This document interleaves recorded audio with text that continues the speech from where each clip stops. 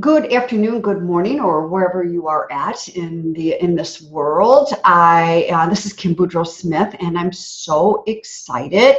And of course, you hear in these interviews, I'm always excited about I own my guests. I get very biased opinion about my guests because my guests for these interviews are amazing. And yet I have another wonderful, amazing woman. Sue Hollis is with me today, and her book is called Riding Raw, A Journey from Empty to Full. And we're going to learn about Sue's background, how she got on this really cool super bike motorcycle and just got on a journey. So Sue, welcome. And thank you for joining me today. I really appreciate it.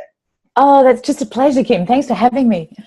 Okay, so here's how I own my guests. Okay, now Sue, so I just right out front, Sue and I were talking a little bit before we went live here. Okay, now you got to come visit me, or I got to come visit you. It's just that whole thing. It's just the women that I interview are just, I feel like 5 minutes and I've known them forever. So you are another one. I'm adding to that. 5 minutes, I've known you forever. It feels like that, doesn't it? It's amazing. Thanks, Kim. Yeah, I love it. So Sue, let's jump in. Wow. Yeah, you were living a fast lane, juggling this amazing high-powered career, and I want to hear about your high-powered career. And being a super mom, which I'm not a super mom. I have 2 dogs. I don't have kids. And, a lot of women out there are super moms. They're juggling so much stuff, and I kind of want to humorously tell the women that are listening and probably shaking their heads going, yeah, do the same thing. Whoever would have thought we all would have grown up to be clowns in a circus, juggling so much stuff. It's like, ladies, we're not supposed to be doing this. It's like, it's a great description. Yeah, that's what we do, oh my gosh, and you and I have so much in common. I'm a recovering perfectionist, and you were striving for that perfection. But, despite of this amazing success, you cite and you say internally you really felt some deep emptiness. So I want to back up. What were you doing in this phenomenal high-powered career? Well, I guess it's one of those things, Kim, where, I kind of came from a very kind of middle-class background and my parents didn't really expect anything of me. My kind of school counselor suggested that I like books, and so I should set my sights on being a librarian. So, I kind of came from that background of not really kind of expecting to be anything. And I guess through luck and having a bunch of really good mentors, people that saw things in me that I didn't see in myself, I kind of fell into an amazing career with global airlines. So I worked with British Airways for many years in Sydney and in Australia as a very senior executive, running cabin crew, running sales teams. And then if you haven't detected from the accent, I'm Australian, so I worked in London, came back to Australia, and then worked for Qantas for a number of years, heading their Australian sales force. So I'd had a very, very corporate career, and corporate had always been my background. And for someone that really didn't start off as having a incredible career focus, my career became my absolute driving force in my life. I mean, it was the thing that really defined me.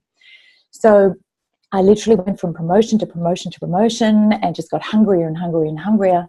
And then slowly, I started to get a little disillusioned with it. I started to realize that I didn't feel that I was able to actually be my true and authentic self in that role. It was a very masculine environment, a very kind of chauvinistic environment.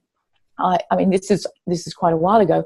I was the most senior woman promoted into some of these positions, and the culture in that environment was very, very difficult, very confronting. And I remember waking up one day and thinking to myself that my values were now becoming more important than the next promotion.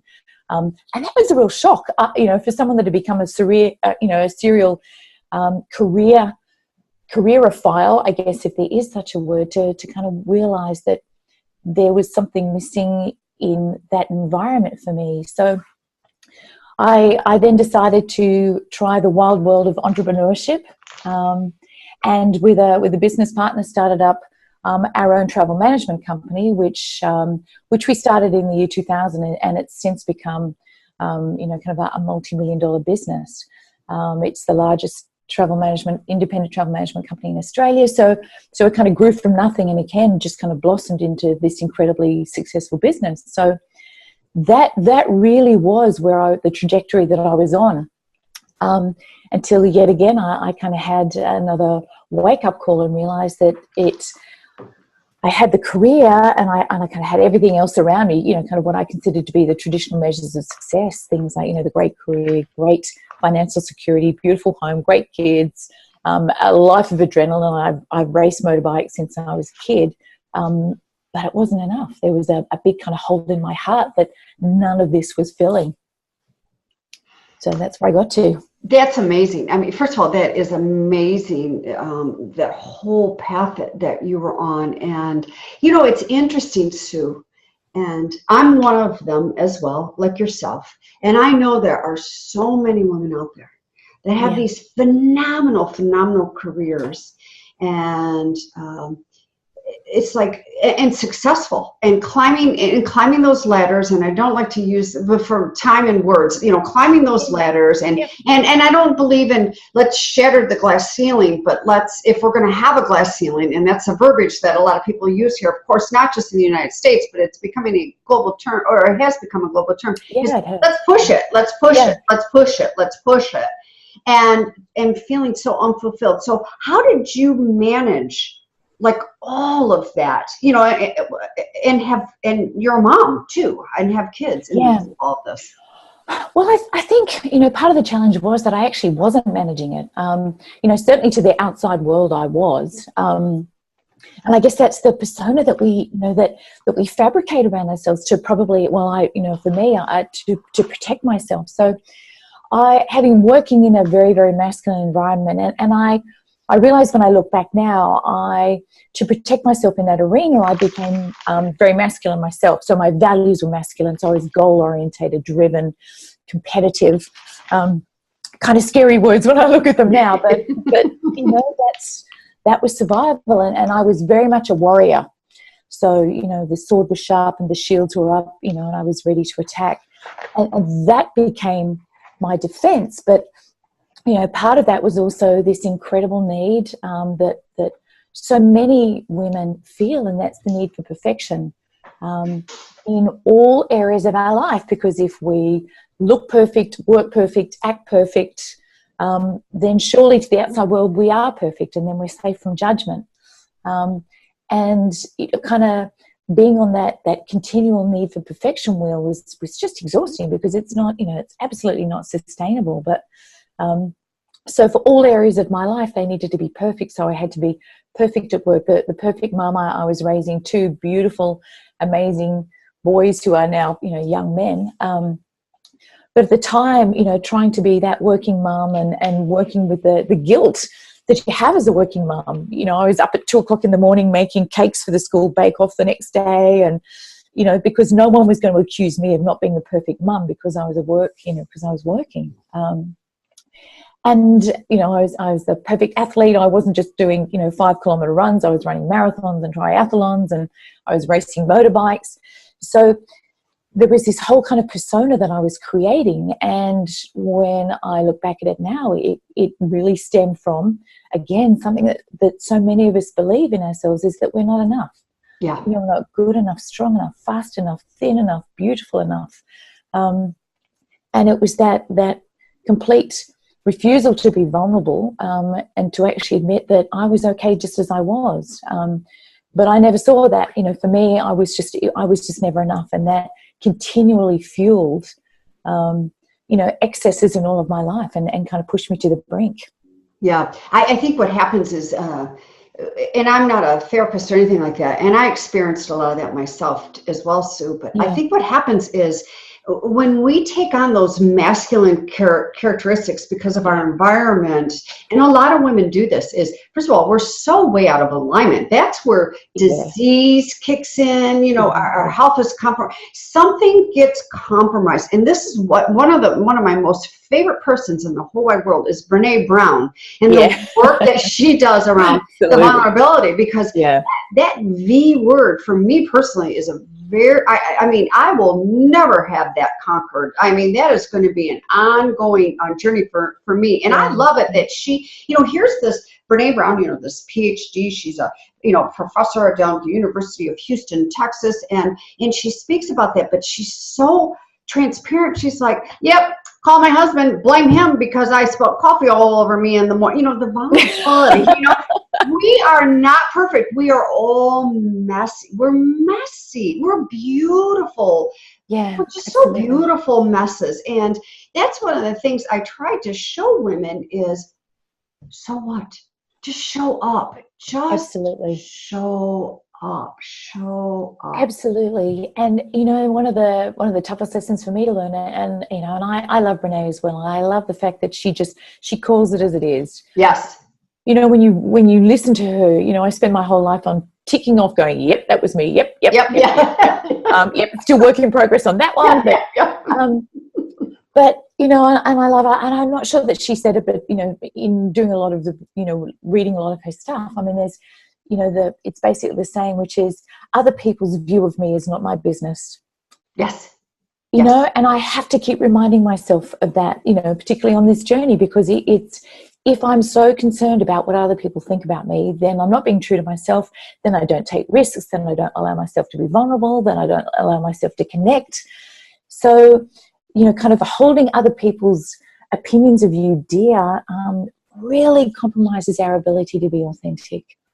It does, and it's that priceless C word you just said, that connect. We all are like, we're craving connection with all this internet and all this, you know, Google. I mean, trust me, you know, it's like before you and I went live on this recording, you know, we're like, okay, internet not working, love hate. Okay, I'm going to hate it now. But you know, and I also love it because look at the connection that you and I are having in this moment is just absolutely beautiful. But that is not there to pull us away from. Humans have got to, we got to touch. We have got to touch.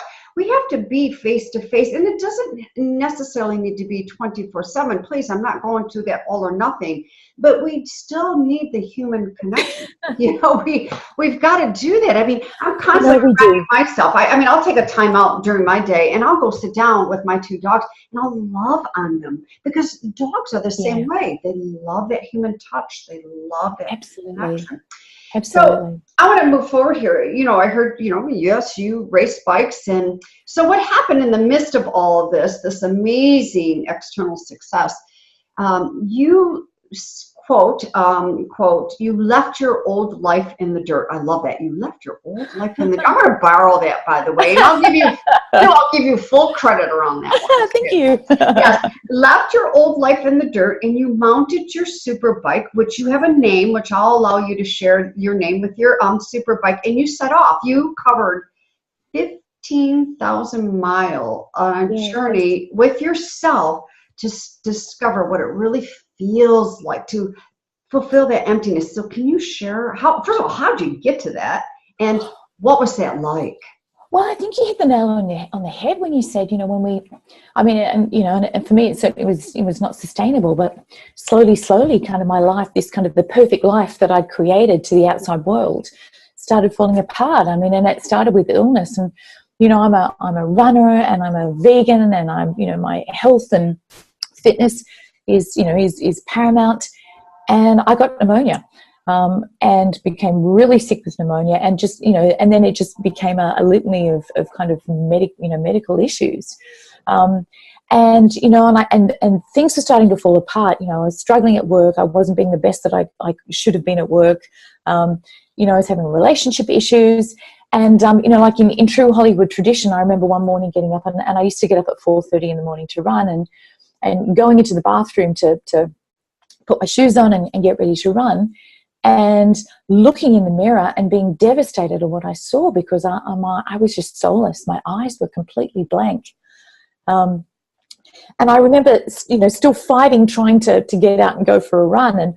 And I love Lululemon shirts, but I don't know if there are Yes. Lululemon shirts. Yes. Sometimes you need a degree in origami to get into these things. And I was fighting with this thing, and I just completely snapped. I had the shirt half on, half off, couldn't get it on, couldn't get it off. And I just slunk down the wall, and I just started to cry. And I guess I was crying for everything that I was, everything that I wasn't, everything that I'd held so dear for so many years that hadn't made me happy. And it was, I like to kind of term it, and I think, Brene has a similar kind of explanation for it. It's, it's a spiritual awakening. It was actually a really ugly breakdown at the time. And I remember sinking to the floor and just going, what do I do? And I distinctly heard these words, and it was just enough now, just quit. And I remember thinking to myself, just quit what? Quit my life, quit my job, quit banging my head on the tiles, quit what?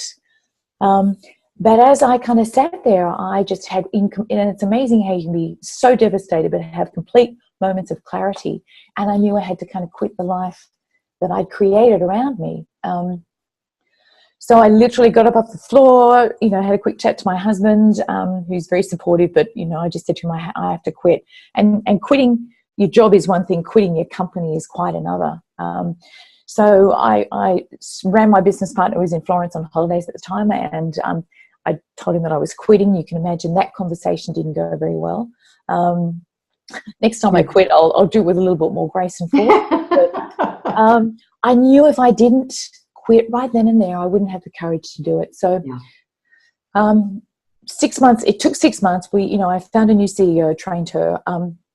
And I knew then and again, I didn't know what I wanted to do. But again, at 2:00 in the morning, I woke up and literally heard 2 words, go ride. And as I mentioned, I've been riding and racing motorbike since I was 16. So it's my happy place. It's the place where I just go and nothing else matters. So I had one son who was living in Canada. So I flew to Canada, bought a bike, and literally a few days later, just set off on this journey around the US, Pacific Northwest primarily, so kind of west of the Rockies. And I just figured I would go until I got the answers, until I was able to kind of fill this huge gaping hole in my heart that was, threatening to engulf me. So I chose a super bike. I could have chose a touring bike, which would have been infinitely smarter, because it would have had a bigger fuel tank, carried more gear, and would have been, riding upright. But I've only ever ridden super bikes, proper race bikes. So I bought this beautiful race bike, and she's a BMW 1000cc, fastest production bike in the world. And her name is Voodoo. I love it. She's dark and mysterious. She looks like a shark, but she's dark and mysterious, and she'll bite me if I don't behave and take good care of her. So Voodoo and I went traveling for 3 months to kind of fill the hole in my heart. I absolutely love it. And Sue, so first of all, I mean, when you were talking about your that breakdown that day, and the spiritual awakening is a breakdown, and that's literally what Brene is referring to. And I've had multiple of those. I've had the major one, where it's waking me up, and like yourself, I mean, just on the bathroom floor, tears. And I've had many ones where I know I'm getting ready to step into a larger awakening. And I'm going to say this, and I own all the judgment, and I mean no judgment around it.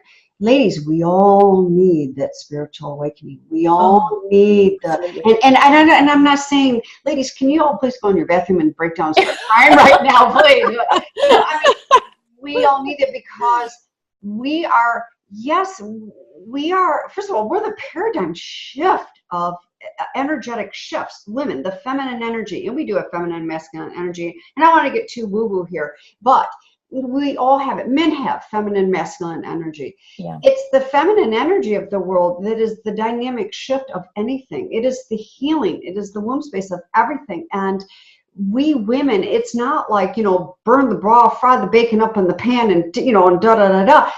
We are meant to, maybe do multiple things, give the birth, raise the kids, but but to take ourselves to that perfection doesn't exist. It doesn't. And to be strong enough to look at the societal pressures, because I bought into those societal pressures and say, F you, I'm done. Yeah. I'm done. Take me as I am.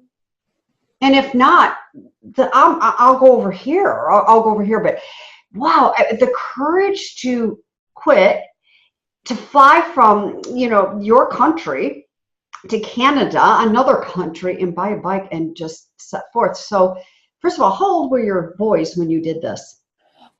They were older, so 17 and 19. Okay. But I'd just like to comment on what you said, Kim, because I just think it's so powerful, and again, something that I read, which I love, which is, we have to crack to let the light in. Yes, we do. And if there was one the biggest lesson that I learned on this whole trip, and I learned many, as you can imagine, you spent 8 hours by yourself in your helmet. A lot goes on.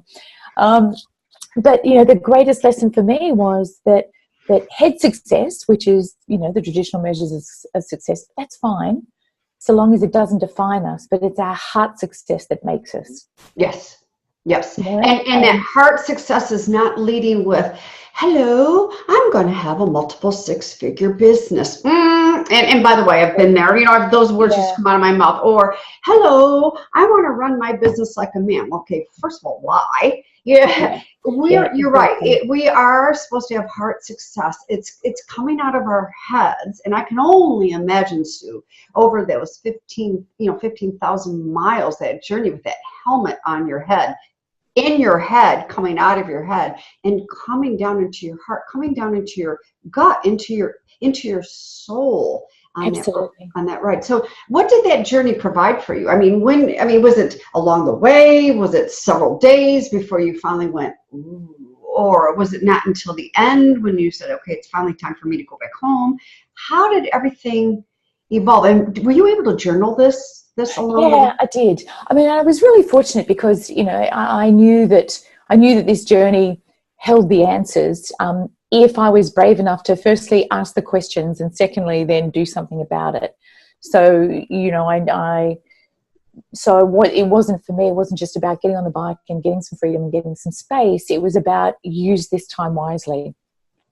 So, so there was, an incredible amount of introspection. Although, to be frank, and I know this sounds really silly, but when you're actually on a bike, and I was on the bike usually 8 hours a day, it's a full on experience because you can't relax for a minute on a motorbike. A deer is going to run out at you, or a moose or a truck is going to try and take you out. So, it's a very kind of integrated process, but the learning was, it was continual, it was by osmosis, and it was repeated is probably the best way to describe it, because I would think that I would have got a lesson, and and I'd be congratulating myself one night as I go to bed, going, you know what, I've nailed that. That's really good. I've let that go.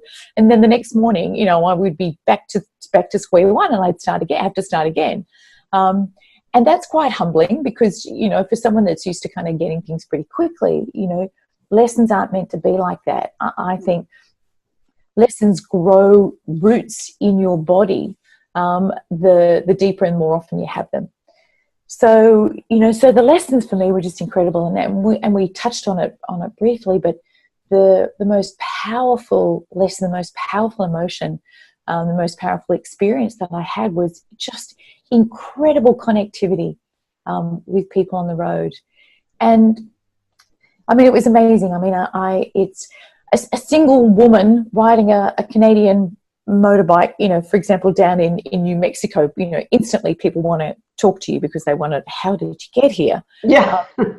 But it was at every gas station, every coffee stop, every restaurant, every place that I stopped, I'd be walking down the street. And the connection that I had with people was just exceptional. But I learned a really valuable lesson that connectivity, well, two valuable lessons. Connectivity is a conscious choice that we make every day. So, I used to get up every morning, and every morning my intention for the day would be, it was usually one or two things, but, it would be to shine my light brightly to everyone that I came across. or to give and find joy. They were usually my two favorite intentions to kind of set for the day. And when you set those intentions, when you set out with everyone that you meet, whether it's the barista that's making you coffee, the old gentleman that's sitting alongside you in a coffee shop, the guy that's pumping gas alongside you, the whole world just opens up. And I found that the energy that I put out came back to me tenfold. Mm-hmm. And that was probably, the most beautiful lesson, learning that, we're all one. We all want the same thing. We just want to be heard and valued and seen. We want to feel that we matter to people. Yes. Yep. And at a gas station, often I would be pumping gas and I would have just stopped there for a minute to just get gas, maybe get a bottle of water. And 2 hours later, I would be on my way because someone would stop me. We'd get into an incredibly deep conversation about life, about love, about fears, about visions for the future. And, so we'd kind of pull the bikes or pull the car over and we'd sit and talk for 2 hours. And then I'd get on my way and never see these people ever again. But we'd had such a huge impact on each other.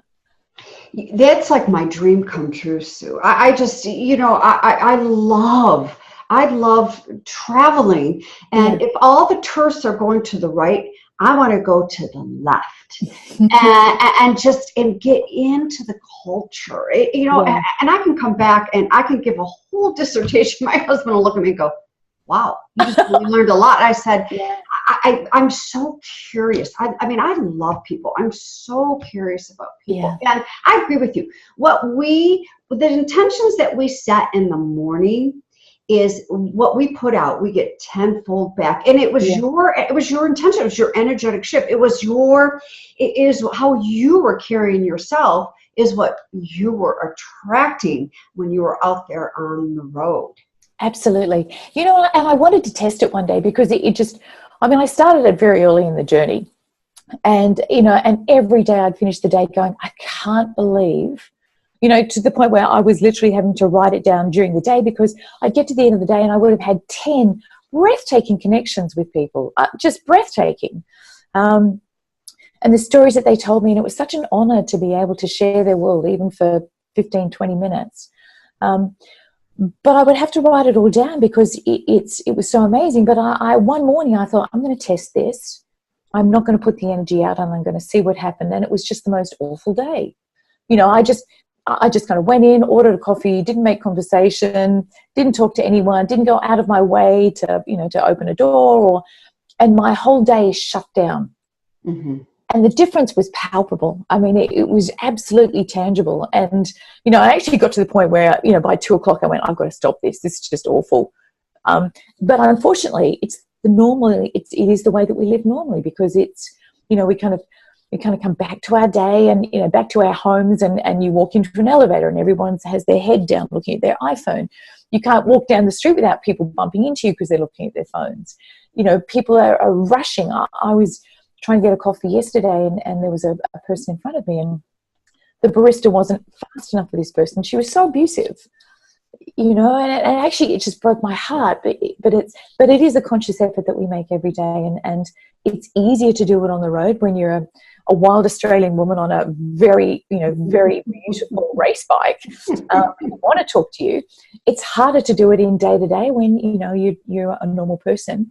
But it is such a conscious decision. But the joy that you get back when you make that connection it's just breathtaking.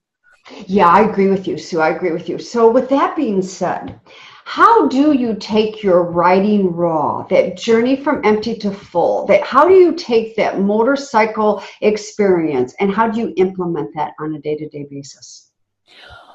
Well, I guess some of the core lessons that I learned, was very much the connectivity. So I'm so conscious of that. So I really make that intention every single day. And I try to do something really tangible with it. When I was on the road once, I was in Wyoming and I was in a tiny coffee shop in Jackson.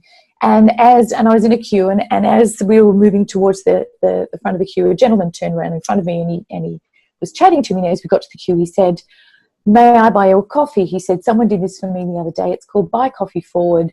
He said, "And your only requirement is to do it for someone else tomorrow." And I love that. So, I still do that to this day. Mm-hmm. So, because apart from anything else, it engenders a conversation, and it's a gentle act of kindness. Sometimes I will not even. Sometimes I won't say it, but I will just give some money to the barista and say, "Can you just give a couple of free coffees to people that are deserving?" So, at least I'm conscious of that connection. Gratitude, the practice of gratitude was something that I had never gone close. I mean, that was just seriously woo-woo for me. But on this journey, I really learned the incredible power of gratitude. And there's a beautiful quote from a Zen monk, Buddha, and I'm going to probably butcher it, but I'll give it a shot. It's a lot of pain comes from wanting what is not to be what is, and wanting what is to be what is not. Mm. Yeah. And I just love that, because we spend so much of our time wanting things to be different, and learning to be grateful, but not just learning to be grateful, learning to practice gratitude. So I learned to write it every day. So I would start 10 minutes every morning writing the things I was grateful for, even if it was a flat tire or it was pouring with rain, or I'd just gone through snow, because there was something to be gained from every experience that I was having. Yes. Which was amazing. And, for me, meditation, I would rather have cleaned the oven with a toothbrush than sat in meditation or sat with myself for 5 minutes. But again, it just, as my heart began to open, and I've fought meditation all my life because that was for weak people that, just couldn't get things done. And, they just, it was a hiding place. But as my heart started to open on this journey, I thought, well, what have I got to lose other than time? And I, really discovered the joy of meditation. And journaling, you asked, did I keep notes on it? Yeah. I wrote a blog every night for my family because it was the easiest way to keep 50 people updated. But I also wrote a journal every day, which I'd never done before. And the blog was the technical stuff. I did this, I saw this, nearly got hit by a moose. The journal was what is going on in my life. And it was where I asked all my questions that I then put in my helmet and kind of kicked around in my helmet during the day to try and resolve things. So, and they're practices that, and I guess the fifth one is really is learning to be vulnerable. When you're on a bike, things go wrong, you have no choice but to ask for help.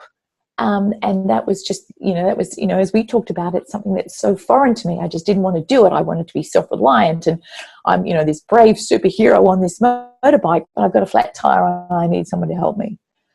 So, and you can't have the connectivity without being vulnerable. And I learned, kind of, particularly in the early days, that I felt that I had to still be my business card. I still had to say, well, I'm traveling, but I've got this big business, and and I suddenly realized that the people I was talking to didn't care, and eventually I didn't care either. And I could be vulnerable. I could say, you know what, I'm on a journey right now. I'm trying to discover what all this means, because I had a lot and it meant nothing. So I'm kind of on this journey. So, and when I enabled myself to be that open with people, wow, the openness that I got back was just staggering. Yes. Isn't that amazing? And again, that's what we as human beings we all desire that. We are craving connectivity, but we can't, Sue, and this is totally my opinion, we cannot connect until we believe that we are worthy of ourselves to be able to open up and be vulnerable with ourselves, and then in turn be it with others with no baggage, no strings attached. It's like taking a risk, walking into a relationship and being vulnerable, and there's a possibility you may get hurt. Well, okay, that's humans. That's a tough daily practice.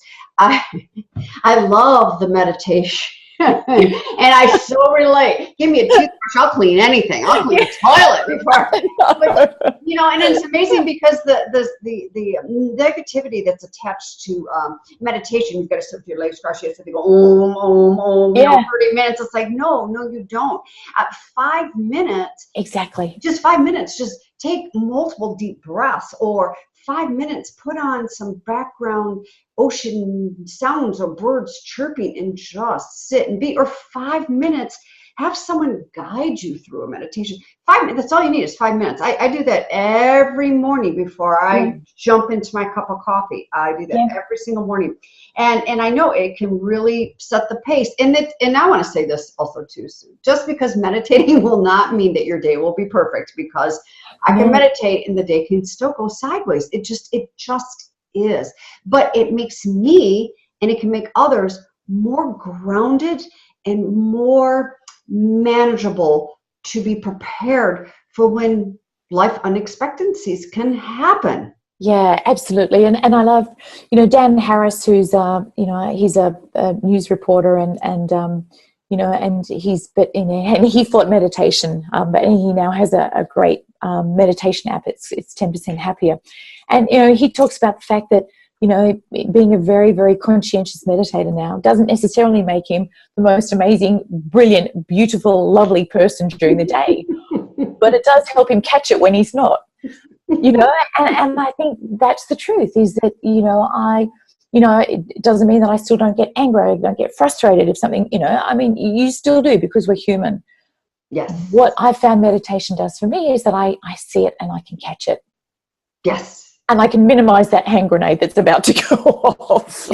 Yeah. Oh, yeah. Yes. That whole inner critic that's taken over your inside head, and that whole thing. Yeah, I get it. Yes. Sue, oh my goodness gracious, I could go on forever with you. But what I'd like to do is offer to the listeners where can they get your book, how can they track you down and learn more about you?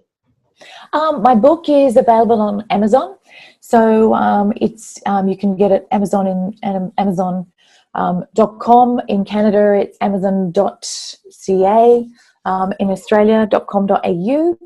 And my website is SueHollis.com, and I'm on Instagram, SueHollis_. So there you can find me. I recommend that everybody tracks you down and follows you and reaches out and follows you, because that's a lot of courage. I would love to do something like that, not on the type of motorcycle, because I don't ride motorcycles, but in my own Kim-ized ways. And something, Sue, I know there are a lot of women sitting here listening to us. They're just dreaming, hoping, and wishing. It's like, look, and what else this reminds me of is the Eat, Pray, Love. Elizabeth Gilbert is Gilbert. Is we don't have to go, and like she traveled, Europe to go find herself. You traveled, the North America, and the other side of the Rockies and stuff on a race motorcycle bike named. We don't have to do it to this, but find what your European trip would be, or the motorcycle trip would be, and caramelize it and personalize it to yourself. But go find yourself. It could be just, a couple days out at a spa, hiking through the mountains in the fresh air. Absolutely. And it could be something as simple as that, or whatever. But I just really encourage women to go find that. And by the way, and when we do discover our true inner selves, our true heart-centered self, life does not become perfect, because I'm going to tell you, life does not become perfect. No, you know what? It doesn't, but it becomes fulfilled. It still has its moments. Yes. And, and as you said, Kim, I was fortunate enough to be able to kind of walk away from everything. You don't need to do that. No. It's about, on reflection, if I hadn't been able to do it, it would have been about, for example, something that gave me more purpose in my life. So what would that be? And it may be something creative. It may be, doing work with charities. It could be anything, but it's about actually the first step is about something that actually gives meaning to you in your life. Yep.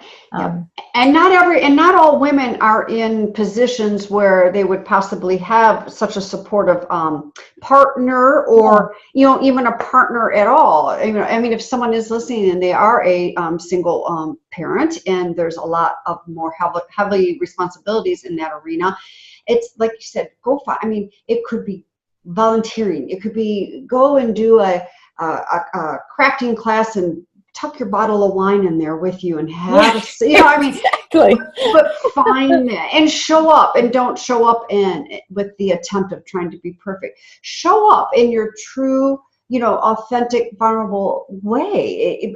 But just show up, and that's what that's my biggest dream and wish for all women. It really is, across the globe, for all women to have that. Yeah. And it's to stop believing that we need to play small. Yes. We play big, but whatever your definition of big is, play big. Yeah. And step in it and do it. Sue, I want to thank you so much for your time today, and your beautiful, big, huge heart that you are sharing with the world. I can't now that I've interviewed you. Now I can. I'm going to cozy up and snuggle up with my book. Oh, thanks, Kim. Look, it's been such a pleasure to have spent time with you. Thank you so much for the wonderful invitation. Thank you. And thank you for all of your wisdom on that motorcycle and sharing with all of us. So everybody, please, again, follow Sue, reach out, grab the book on Amazon by all means, and, sit down, snuggle up, get a blanket, I don't know, choice of beverage, and open up that book and just rock away with it. And please follow her and reach out. And again, Sue, thank you so much. It's been a pleasure, Kim. Thank you so much. Absolutely.